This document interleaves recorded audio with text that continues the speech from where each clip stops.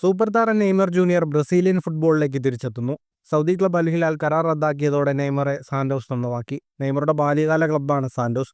ആദ്യ 6 മാസ കരാറിലാണ് സാന്റോസ് നെയ്മറെ ടീമിലെത്തിക്കുക. സാന്റോസും അൽ ഹിലാലും ഇക്കാര്യത്തിൽ വാക്കാൽ ധാരണയിലെത്തിയെന്നും കരാർ വ്യവസ്ഥകൾ ഉടൻ ഒപ്പുവെക്കുമെന്നും ഫാബ്രിസിയോ റൊമാനോ റിപ്പോർട്ട് ചെയ്തു.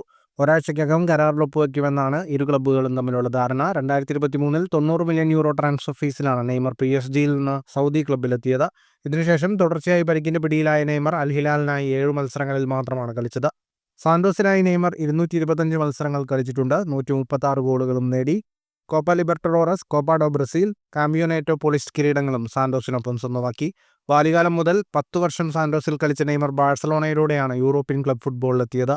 ബാഴ്സയിൽ നിന്ന് ലോക ഫുട്ബോൾ ചരിത്രത്തിലെ ഏറ്റവും ഉയർന്ന ട്രാൻസ്ഫർ തുകയിൽ നെയ്മർ PSG-യിലെത്തി. PSG-യിലും ബാഴ്സയിലും മെസ്സിയുടെ സാധാരണമായിരുന്നു നെയ്മർ. ഫുട്ബോൾ ലോകത്തെ കൂടുതൽ വാർത്തകൾക്കും വിശേഷങ്ങൾക്കുമായി സ്പോർട്സ് കഫേ സബ്സ്ക്രൈബ് ചെയ്യുക.